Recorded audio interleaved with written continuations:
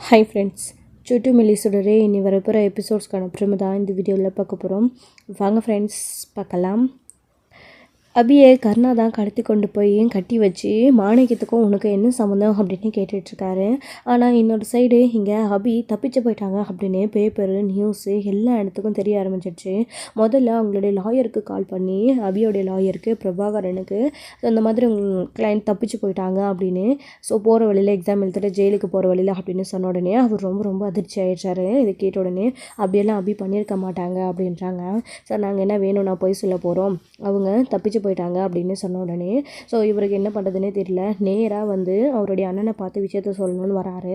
அவருடைய அண்ணன் வீட்டிலேருந்து வெளியில் வர சொல்லி அவங்க வந்து பேசுகிறாங்க. எல்லாருமே வந்து விளையாடிட்டு இருக்காங்க. பிள்ளைங்க எல்லாருமே வந்து நான் லாயர்கிட்ட பேசிட்டு வந்துடுறேன்னு. சார் அபி நல்லபடியாக எக்ஸாம் எழுதிட்டதா சொன்னா சார் அப்படின்றாங்க. நீங்கள் தானே சார் சொன்னீங்க அப்படின்னு. ஆமாம், அவள் நல்லபடியாக எக்ஸாம் எழுதிட்டாதான். அதுக்கப்புறம் அபி எக்ஸாம் எழுதி முடிச்சுட்டு ஜெயிலுக்கு போகிற வழியில் அபியை காணுமா அப்படின்னு சொல்கிறாங்க. இதை கேட்டு ரொம்ப ரொம்ப அதிர்ச்சி ஆகிறாரு சண்முகம். சார் என்ன சொல்கிறீங்க அப்படின்னு. ஆமாம், அபி தப்பிச்சு போயிட்டு தான் சொல்கிறாங்க. என்ன நடந்திருக்கோன்னு எனக்கு சத்தியமாக ஒன்றும் புரியல சார். இந்த விஷயம் சுடருக்கு மட்டும் தெரியவே வேண்டாம், சுடர் ரொம்ப துடிச்சு போயிடுவா அப்படின்னு சொல்கிறாங்க. சார் அபி கண்டிப்பாக தப்பிச்சு போக வாய்ப்பே இல்லை சார், அபி தப்பிச்செல்லாம் போயிருக்க மாட்டா சார் அப்படின்றாங்க. ஆமாம் பிரபாகரன் தப்பிச்சு போயிருக்க மாட்டா அபி அப்படின்றாங்க. அதுக்கப்புறம் சண்முகத்துக்கிட்டே வந்து அவரும் அப்படியெல்லாம் எதுவும் நடந்திருக்காதுன்னு தான் நானும் நம்புகிறேன். ஆனால் வந்து அபி இங்கே தான் தங்கியிருந்ததுனால இங்கே வந்துருப்பாளோ அப்படின்னு போலீஸ் இங்கே தேடி வர வாய்ப்பு இருக்குது. அப்படி வந்தால் நீங்கள் போலீஸை பார்த்துக்கோங்க, அபி இங்கே வரலன்னு சொல்லுங்கள் அப்படின்றாங்க. சரிங்க சார், அப்படி ஒரு வேளை அபி இங்கே வந்தாலோ அப்படியே தப்பிச்சு போயிருந்தாலோ எனக்கு கால் பண்ணி விஷயத்த சொல்லுங்கள் என்ன அப்படின்றாரு. சரிங்க சார், ஆனால் கண்டிப்பாக அபி தப்பிச்சு போயிருக்க வாய்ப்பு இல்லை. அப்படியே இருந்தாலும் இந்த ஊரில் என்னை தவிர வேறு யார் சார் இருக்காங்க அபிக்கு? கண்டிப்பாக அவ இங்கே தான் வந்து ஆகணும். நான் வந்து அவங்களுக்கு ஃபோன் பண்ணுறேன், அபி ஏன் தப்பிச்சான்னு நான் கேட்குறேன். ஏன்னா எனக்கு நம்பிக்கை இல்லை, நான் சொல்கிறேன் அப்படின்றாரு. சரிங்க சார் அப்படின்னு அவர் அங்கேருந்து கிளம்பி போயிடுறாங்க. சண்முகம் ரொம்ப துடிச்சு போய் உட்காந்துட்ருக்காரு. என்ன பண்ணுறதுன்னு தெரியாமல் அபி தப்பிச்சு போயிட்டாளா அப்படின்னு உடஞ்சி போய் வீட்டில் உட்காந்துட்ருக்காரு. அப்போது இன்னொரு சைடு இங்கே போலீஸ் ஸ்டேஷன் எல்லாருக்கும் தெரிய ஆரம்பிச்சிச்சு. ஒரு அக்யூஸ் தப்பிச்சு போயிருக்காங்க அப்படின்னா டிபார்ட்மெண்ட்டுக்கு இன்ஃபார்ம் பண்ணுது அவங்களோட வேலை. தப்பிச்சு போயிட்டாங்க அப்படின்னு சொன்ன உடனே டிவி பேப்பர் எல்லாத்துலேயுமே வந்துடுச்சு. இப்போ இதை பார்த்த உடனே அவர் டிவியை முதல்ல ஆஃப் பண்ணிடுறாரு. பிள்ளைங்களுக்கு தெரியக்கூடாது, வீட்டில் யாருக்கும் தெரியக்கூடாதுன்னு சொல்லிட்டு. அப்படி அவர் மறைச்சாலையும் போலீஸ் வந்து அவங்க வீட்டுக்கு தேடி வந்துடுது. போலீஸை பார்த்த உடனே வீட்டில் எல்லாருமே பயப்பட ஆரம்பிக்கிறாங்க. அதாவது பிள்ளைங்க சரலா எல்லாருமே என்ன சார் இங்கே வந்திருக்கீங்க அப்படின்னு சண்முகம் கேட்கும்போது உங்கள் தங்கச்சி அபி எங்கே இருக்காங்க அப்படின்னு கேட்ட உடனே ரொம்ப ரொம்ப அதிர்ச்சி ஆகுறாங்க வீட்டில் எல்லாருமே. சார் அபி எக்ஸாம் எழுதிட்டு ஜெயிலுக்கு போகிறதுக்கு இல்லை கிளம்புனா வீட்டில் இல்லையே சார் அப்படின்னு சரலா சொல்லவும், ஏமா அபி போகிற வழியில் தப்பிச்சு போயிட்டா, அபியை காணோம், ஏவா இங்கே தான் வந்திருக்கணும், நாங்கள் உங்கள் வீட்டை செக் பண்ண வந்திருக்கோம் அப்படின்றாங்க. என்னது அபியை காணுமா, அபி தப்பிச்சு போயிட்டாடா அப்படின்னு சரலா ரொம்ப அதிர்ச்சி ஆகுறாங்க. சண்முகத்துக்கு இந்த விஷயம் தெரியுன்றதுனால சார் அப்படியெல்லாம் எதுவும் இருக்காது சார், என் தங்கச்சி எங்கேயும் போயிருக்க மாட்டோம் அப்படின்றாங்க. அவங்க இங்கே தானே தங்கியிருந்தாங்க, அதான் இங்கே செக் பண்ணலான்னு வந்திருக்கோம், தப்பிச்சு ஒரு வேளை எங்கே வந்திருந்தா நவருங்க அப்படின்னு சொல்லிட்டு வீட்டை எல்லாத்தையும் தேடி பார்க்குறாங்க. என்ன மாமா சொல்கிறாங்க இவங்க, அம்மு தப்பிச்சு போயிட்டாங்களா, அம்முவை காணுமா, அம்மு எங்கே போயிருப்பாங்க அப்படின்னு இந்த விஷயம் சுடருக்கு இப்போ தெரிஞ்சு ரொம்ப ஃபீல் பண்ணி ஆள ஆரம்பிச்சிடுறாங்க. இந்த விஷயம் சுடருக்கு தெரியக்கூடாதுன்னு தான் மறைச்சி வச்சிருந்தாரு சண்முகம். ஆனால் விஷயம் தெரிஞ்சிடுச்சு. ஆமாம், இவர் சொல்கிறதெல்லாம் உண்மைதான். எனக்கு லாயர் ஃபோன் பண்ணி என்கிட்ட வந்து பேசினார், அபியை காணோன்ற விஷயத்த அவர் சொன்னார் அப்படின்னு உடனே இந்த விஷயத்த என்கிட்ட சொல்லவே இல்லைன்னு சரலா ஒரு பக்கம் கேட்குறாங்க. என்னென்ன சொல்கிற சரலா அப்படின்னு சண்முகமும் ரொம்ப வருத்தப்பட்டு அழுகிறாங்க. வீட்டில் எல்லாத்தையும் தேடி பார்த்தியும் எங்கேயுமே அபியை காணோம். போலீஸ் கொஞ்ச நேரம் கழித்து வந்து அவள் திரும்பவும் இங்கே அக்யூஸ் தப்பிச்சு வந்தால் எங்களுக்கு இன்ஃபார்ம் பண்ணணும், நாங்கள் இங்கே தேடிக்கிட்டே தான் இருப்போம், உங்கள் வீட்டு வாசலில் நாங்கள் காவலுக்கு கூட ஆள் போட்டுட்டு தான் போகிறோம், கான்ஸ்டபிள் இங்கே எப்பயுமே இருப்பார் அப்படின்னு சொல்லிட்டு அவர் அங்கேருந்து கிளம்பி போகிறாங்க. அந்த மேடமும் அதுக்கப்புறம் கான்ஸ்டபிளும் ஜெயிலுக்கு போனதுக்கப்புறமா அதாவது போலீஸ்கிட்ட போய் இந்த மாதிரி அபி அங்கே இல்லை சார், அவங்க தங்கிட்டு இருந்த இடத்துல எல்லா இடத்துலையும் தேடி பார்த்துட்டோம், அவங்களே கேட்டாலும் எதுவுமே தெரிலன்னு தான் சொல்கிறாங்க அப்படின்றாங்க. அப்போது அங்கேயே ஒரு கான்ஸ்டபிளை போடுங்க, அங்கே அபி தப்பிச்சு அங்கே வீட்டுக்கு போனாலையும் வாய்ப்பு இருக்குது அப்படின்னு கான்ஸ்டபிள் அங்கே போக சொல்கிறாங்க. சரிங்க சார்ன்னு அவரும் வந்து காவலுக்கு நிற்கிறாங்க. கொஞ்சம் நேரம் கழித்து பிள்ளைங்க எல்லாரும் பதறி போயிடுறாங்க. வெளியில் போலீஸ் நின்றுட்டுருக்காங்கப்பா அப்படின்னு. அவளை காணும் அப்படின்னு உடனே அபி எங்கே போயிருப்பா, என்ன ஆயிருக்கும் அபிக்கு அப்படின்னு சொல்லிட்டு ரொம்ப துடிச்சு போயிடுறாங்க. அபி தப்பிச்சு போகிறவ கிடையாது, ஆனால் வழியில் காணும் அப்படின்னா என்னமோ நடந்திருக்கு, அபி எங்கே போயிருப்பா அப்படின்னு தான் பயத்தில் இருக்காங்க எல்லாருமே. இன்னொரு சைடு இங்கே டிவி நியூஸ் அப்படின்னு வந்த மாதிரியே வந்து கர்ணாவோட வீட்லேயும் டிவி நியூஸ்லாம் வந்துச்சு. இதை கேட்டு ஸ்வேதா ரொம்ப ரொம்ப அதிர்ச்சி ஆகுறாங்க. என்னது தப்பிச்சு போயிட்டாளா அப்படின்னு. வெற்றியும் இதெல்லாம் பார்த்துட்டு ரொம்ப அதிர்ச்சி ஆகுறாரு. ஏன் திவ்யா அவங்களுடைய அம்மா எல்லாருமே கேட்டுட்டாங்க. அதாவது ஸ்வேதாவுடைய அம்மா எல்லாருமே கேட்டுட்டு ரொம்ப அதிர்ச்சி ஆகுறாங்க. கொலையை பண்ணிட்டு எவ்வளோ தைரியமாக பரவாயில்ல வெளியே வந்துட்டு இப்போ தப்பிச்சு ஓடி போயிருக்கா. அவளால் வெளியே தலை காட்ட முடியுமா? அவள் வெளியே இருந்தால் அவளை போலீஸ் நேரமும் பாதுகாக்கும், அதாவது அவளை பிடிக்க ட்ரை பண்ணணும்னு அவளுக்கு தெரியாதா? எந்த தைரியத்தில் அவள் தப்பிச்சு போயிருக்கா? கிரிமினல் கொலையை பண்ணிட்டு இவ்வளோ தைரியமாக தப்பிச்சு போயிருக்கா. பார்த்தீங்களா, என்னமோ எக்ஸாம் எழுத வந்திருக்கான்னு சொல்லிட்டு அசால்ட்டாக அவளை விட்டுங்கல்ல, இப்போ என்ன ஆச்சோ பார்த்தீங்களா அப்படின்னு சொல்லிட்டு இங்கே அவங்க ஸ்வேதா வந்து பேசிகிட்டு இருக்கவும் கர்ணா வெற்றி எல்லோரும் ரொம்ப அதிர்ச்சிடுறாங்க. அவள் எக்ஸாம் எழுதிட்டு நாளைக்கு நான் போயிடுவேன்னு சொன்னால் அவள் தப்பிச்சு போயிருப்பாளா, நம்பவே முடியலையே அப்படின்ற மாதிரி தான் வெற்றி நினச்சிட்ருக்காரு. பாத்தியா வெற்றி, பாத்தியா அவளுக்கு யாரோ ஆட்கள் இருக்காங்க சப்போர்ட்டுக்கு, நான் தான் உங்ககிட்ட பல தடவை சொல்லிகிட்டே இருந்தேன்ல, அவள் காணோம் பாத்தியா அப்படின்றாங்க. இப்போது அவளை காணோன்னு உடனே அடுத்த நிமிஷம் வெற்றி வந்துட்டு பயப்பட ஆரம்பிக்கிறாங்க. இவங்க சொல்கிற மாதிரிலாம் அபி கண்டிப்பாக தப்பிச்சு போயிருக்க மாட்டா, அவள் ஜெயிலுக்கு போகிறதா தான் சொல்லிட்டு இருந்தா, எங்கே போயிருப்பா அப்படின்னு சொல்கிறாங்க. அதாவது எங்கே போயிருப்பா அப்படின்னு தேட ஆரம்பிக்கிறாங்க. அவளை பிடிச்சி போலீஸ்கிட்ட ஒப்படைக்கணும், அவளுக்கு தகுந்த தண்டனையும் வாங்கி கொடுக்கணும். அவள் இன்னும் என்ன நோக்கத்தோடு தப்பிச்சு போயிருக்காளோ தெரியல. ஒருவேளை நம்ம வீட்டுக்குள்ளே வந்து திரும்பவும் ஏதாச்சும் பண்ணணும்னு பிளான் போட்டு வச்சுருக்காளோ என்னவோ. எல்லாரும் உஷாராக இருக்கணும். நமக்கு நம்ம ஆட்கள் எல்லோரும் சுற்றி போட சொல்லுங்கள், வேணும்னா போலீஸ் ப்ரொடெக்ஷன் கூட போட சொல்லுங்கள் அப்படின்னு ஸ்வேதா கேட்டுகிட்டே இருக்காங்க. மகேஷ் இருக்கான், மகேஷ்க்கு பாதுகாப்பு வேணும் அப்படின்னு வந்து பிள்ளையை கொலை பண்ண கூட தயங்க மாட்டா. ஏன்னா அடுத்த வாரிசு நம்ம மகேஷ் தானே, அதனால் அப்படின்ற மாதிரிலாம் ஸ்வேதா தப்பாக நிறைய பேசுகிறாங்க. வெற்றிக்கு ஸ்வேதா சொல்கிற மாதிரிலாம் நடக்குன்ற எதிர்பார்ப்பு கொஞ்சம் கூட கிடையாது. அவள் தப்பிச்சு போயிட்டா அப்படின்னா அதுக்கு ஏதோ காரணம் இருக்கணும். அவள் தப்பிச்சு உண்மையிலே போயிருக்காளா இல்லை வேறு ஏதாச்சும் ப்ராப்ளமா அப்படின்னு கண்டுபிடிக்கணும். ஸ்வேதா சொல்கிற மாதிரிலாம் மகேஷ் ஏதாச்சும் பண்ணிவிட்டு சிமோ இந்த சொத்தை எடுத்துகிட்டு போகலாம், அவன் வர முடியாது அப்படின்ற மாதிரி தான் வெற்றி வந்து பார்த்திங்க அப்படின்னா நினச்சிட்ருக்காரு. அடுத்து வந்துட்டு என்ன பண்ணுறதுன்னு தெரியாமல் வெளியே போயிட்டு புலிக்கிட்ட இதை பற்றி டிஸ்கஷன் பண்ணிகிட்ருக்காரு. அவள் தப்பிச்சு போக கண்டிப்பாக வாய்ப்பில்லை அப்படின்னு. ஆனால் கர்ணா இவ்வளோ தீவிரமாக இருந்தால் இப்போ அப்படி தப்பிச்சு போயிட்டான உடனே அவனுக்கு கொஞ்சம் கூட பயமே இல்லாமல் 4 வாரத்தை அவளை பற்றி பேசிட்டு அமைதியாக எங்கே கிளம்பி போயிட்டானே, எங்கே போயிருப்பான் கர்ணா அப்படின்ற டவுட் வருது. ஏற்கனவே 2 நாளாக தொடர்ந்து நம்மளை விட்டுட்டு ஏதோ ஒரு விஷயத்த பண்ணிகிட்ருக்கான் கர்ணா, நம்மக்கிட்ட எதுவுமே முடிவு பண்ணாமல் அப்படின்னு வெற்றிக்கு புலிக்குட்டிக்கு 2 பேருக்கும் சந்தேகம் வருது. நம்ம என்ன ஃபாலோ பண்ணி போய் பார்க்கலாம் அப்படின்னு சொல்லிட்டு ஃபாலோ பண்ணிட்டு போய் பார்க்குறாங்க. பார்த்தா அபி அவர் தான் கடத்தி வச்சுருக்காரு. பார்த்த உடனே வெற்றிக்கு ரொம்ப அதிர்ச்சி. இதனால தான் கர்ணா எந்த ஒரு படபடப்பும் இல்லாமல் இருந்தானா. வெளி உலகத்தில் அபி தப்பிச்சு போயிட்டான்னு சொல்லிட்டு எதுக்கு கர்ணா இங்கே கடத்தி கொண்டு வந்து வச்சுருக்கணும், இது கடத்தல் மாதிரி இல்லாமல் அபியா தப்பிச்சு போயிட்டா அப்படின்ற மாதிரி தானே நியூஸ் வருது அப்படின்னு இவங்க நினச்சிட்டு இருக்கும்போது, உன்னை கொல்லணுன்றது தானடி என்னுடைய நோக்கமே, வெளியில் எல்லாருக்குமே நீ தப்பிச்சு போயிட்ட அப்படின்னு நியூஸ் வந்தாச்சு. உன்னை தெருவா எல்லா இடத்துலையும் தேடிட்டு இருப்பாங்க. நீ மட்டும் இப்போ அனாதை பணமாக செத்து மிதந்தான்னு வச்சுக்கோ. நீ தப்பிச்சு ஓடி போய் ஜெயிலுக்கு போகிறதுக்கு பிடிக்காம நீ எங்கே ஜெயிலுக்கு நம்மளை அனுப்பிடுவாங்களோன்ற பயத்தில் நீ ஓடி போய் செத்து போயிட்ட அப்படின்னு தான் எல்லாருமே நினைப்பாங்க. அதாவது நீ தற்கொலை பண்ணிட்டு தான் நினைப்பாங்க.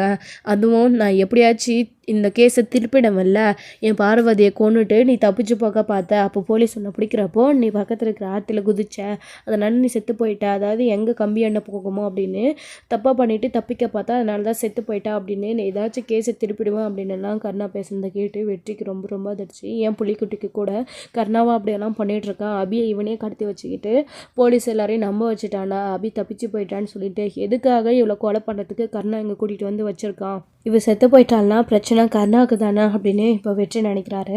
அவங்க யாரும் இல்லாதப்போ அபியை வந்து பார்த்திங்க அப்படின்னா அவளோட கஸ்டடிக்கு அவர் தான் காப்பாற்றி கூட்டிகிட்டு போகிறாரு. கூட்டிகிட்டு போனதுக்கப்புறமா அங்கே அபி கண் விழிக்கிறாங்க. வெற்றி தான் கடத்திட்டு வந்தாருன்னு சொல்லிட்டு அங்கே முதல்ல கர்ணா இருந்தார், இப்போ வெற்றி இருக்காருன்னு சொல்லிட்டு எதுக்குடா இப்போ நீங்கள் 2 பேரும் சேர்ந்துக்கிட்டு எதுக்கு பிளான் போட்டு என்ன இப்படி பண்ணுறீங்க அப்படின்னு கேட்குறாங்க. எதுவுமே அவன் பேசாமல் அமைதியாகவே இருக்கார். அப்புறம் புலிக்குட்டி வராரு. இப்போ ஒரு நிமிஷம், நான் தான் புலிக்குட்டி, வெற்றி கூடவே இருக்கேன், வெற்றியோட ஃப்ரெண்டு நான் அப்படின்னு பேசுகிறாரு. உங்களை ஒன்றும் நாங்கள் கெடுத்துட்டு வரல, கர்நாடகேருந்து உங்களை காப்பாற்றி இங்கே கொண்டு வந்து வச்சுருக்கோம் அப்படின்றாங்க. நீங்களா காப்பாற்றவா, என்னால் நம்பவே முடியல அப்படின்னு. நீ நம்பலனாலையும் இதுதான் உண்மை அப்படின்னு புலிக்குட்டி சொன்னமோ, புலிக்குட்டி நம்பலனா இருந்துட்டு போகிறா, விடு, எங்கேயாச்சும் எந்திரிச்சு போக சொல்கிறா, கர்ணாவோட கண்ணுக்கு தெரியாமல் வரவா அப்படின்னு வெற்றி சொல்கிறாரு. இப்போது அவன் என்னை கடத்தி வச்சுட்டு இருந்தான்.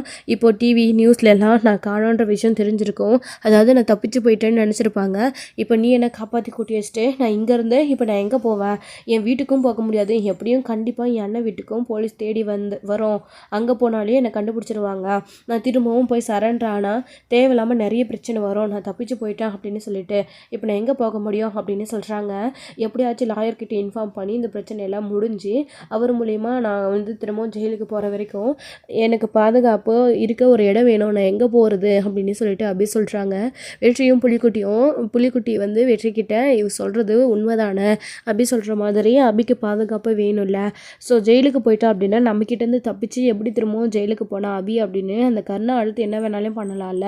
இப்படி கடத்தி கொண்டு போய் போலீஸ்கிட்டேருந்து சாகடிக்கிற நிலைமைக்கு போயிருக்கிற கர்ணா ஜெயிலுக்கு போனால் ஏதாச்சும் பண்ணி திரும்பவும் அபியை சாகடிக்க ஏதாச்சும் பண்ண மாட்டான்றது என்ன நிச்சயம். கர்ணாவை பற்றி தான் நமக்கு நல்லாவே தெரியும்ல அப்படின்னலாம் வந்து புலிக்குட்டி சொல்லிட்டு இருக்காரு. இப்போ அதுக்கு என்ன பண்ண முடியும் புலிக்குட்டி அப்படின்றாங்க. பேசாமல் அபி இங்கேயே இருக்கட்டும், கொஞ்ச நாளைக்கு பிரச்சனைலாம் கொஞ்சம் சால்வ் ஆகட்டும் அப்படின்றாங்க. அது வரைக்கும் நம்ம இங்கேயே வச்சுருந்தா நம்மளுக்கு தாண்டா ஆபத்து அப்படின்னு ஆபத்துன்னு தெரிஞ்சு என்னை எதுக்கு அவங்ககிட்டேருந்து காப்பாற்றி நீ கூட்டிகிட்டு வந்த, இல்லை பிளான் போட்டு தான் செய்கிறீங்களா அப்படின்னு பிளான் போட்டு செய்கிற அளவுக்கு எனக்கு எந்த அவசியமும் இல்லை அப்படின்னு அபி இப்போது வெற்றி கூட இருக்கிற சுச்சுவேஷன் ஆகிடுச்சு. ஸோ இங்கே தான் இருந்தாகணும்னு அவளுக்கு சாப்பிட ஏதாச்சும் வாங்கிட்டு வான்னு சொல்லிட்டு ஸோ அபி இங்கேயே இருக்காங்க. புலிக்குட்டி வெளியே சாப்பிட வாங்கிட்டு வர போயிருக்காங்க. வெற்றி அங்கே தான் இருக்காரு. ஸோ தீவிரமாக எல்லா இடத்துலையுமே அவங்கள தேடிட்டு இருக்காங்க. கர்ணாவுடைய ஃபோன் 3 நாளாக நான் ஃபோன் பண்ண ரீச் ஆகவே இல்லை, உன்னை கடத்தி வச்சுக்கிட்டு அவன் அந்த வேலையை சுற்றிட்டு இருக்கான். நான் உடம்பு முடியாமல் வீட்டில் இருந்ததுனால என்னை கண்டுக்காமல் என்னை விட்டுட்டு எனக்கு தெரியாமல் தான் இந்த விஷயத்த பண்ணிகிட்ருக்கான். எங்கே நான் உன்னை கடத்துகிற விஷயம் தெரிஞ்சால் உனக்கு நான் சப்போர்ட் பண்ணிடுவனோ அப்படின்னு கர்ணா பயந்துட்டு தான் என்கிட்ட இந்த விஷயத்த சொல்லவே இல்லை. ஏன்னா நீ எக்ஸாம் எழுந்து வந்து எங்கேயோ ஹாஸ்டலில் தான் தங்கியிருக்க அப்படின்னு கர்ணாவுக்கு சொல்லி வச்சுருக்க. நீ அண்ணன் வீட்டில் இருக்கான்ற விஷயம் கர்ணாவுக்கு தெரியாது. ஒவ்வொரு நாளும் உனக்கு நான் தான் சப்போர்ட் பண்ணிட்டு இருந்தேன். கர்ணா உன்னை தேடி கண்டுபிடிக்கும் போதெல்லாம் ஏதாச்சும் ஒரு காரணம் சொல்லி கர்ணாவை நான் டைவெர்ட் பண்ணிகிட்டே இருந்தேன். அதனால தான் எங்கே நான் உனக்கு சப்போர்ட் பண்ணி பழைய மாதிரி உன் கூட நான் சேர்ந்துருவனோ, அதாவது உன் மேலே காதல் இருக்கும் உனக்கு சப்போர்ட் பண்ணணும் அப்படின்னு பயந்துக்கிட்டு என்னை கூட கர்ணா விட்டுட்டு தான் இந்த வேலையை செஞ்சிட்ருக்கா. சத்தியமாக நீ நினைக்கிற மாதிரி இதுக்கும் எனக்கும் எந்த சம்மந்தமே கிடையாது. இங்கே பார், நீ சாகக்கூடாது அநியாயமா அப்படின்னு தான் நான் உன்னை இங்கே கூட்டிகிட்டு வந்திருக்கேன். தயவு செஞ்சு ஏதாச்சும் ஒன்று பண்ணிங்கிறது கிளம்பிடு முதல்ல அப்படின்றாங்க. பரவாயில்லையே, கர்ணா சொல்கிற மாதிரி இல்லைன்னு நீ சொன்னாலும் மனசில் எங்கேயோ ஒரு இடத்துல நான் இருக்கேன். பரவாயில்ல, உனக்கும் கருணை இருக்குமா வெற்றி, அதை நான் இப்போ தான் பார்க்குறேன். உனக்கு என் மேலே பாசம் அன்பும் இன்னும் இருக்கிறதுனால தான், அந்த காதல் இருக்கிறதுனால தான் நான் செத்துறக்கூடாதுன்னு உன் நன்மை கருணா கிட்டேருந்து என்னை காப்பாற்றி இங்கே கூட்டிகிட்டு வந்திருக்க.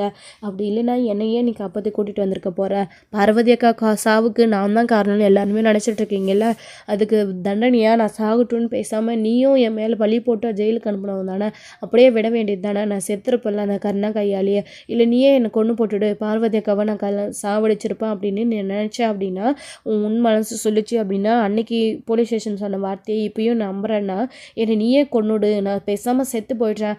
தப்பே பண்ணாமல் நான் தினம் சித்திரவதை அனுபவிக்க தயாராக இல்லை. என் அண்ணன் குடும்பத்தை பிரிஞ்சு என்னால் இருக்க முடியல, பேசாமல் என்னை கொன்னுடு அப்படின்னு அபியும் வெற்றிக்கிட்டையும் பேசுகிறாங்க. வெற்றிக்கு இதெல்லாம் வச்சு ஸோ வந்து அபி பண்ணியிருக்க மாட்டாளா அப்படின்ற ஒரு டவுட் வருது.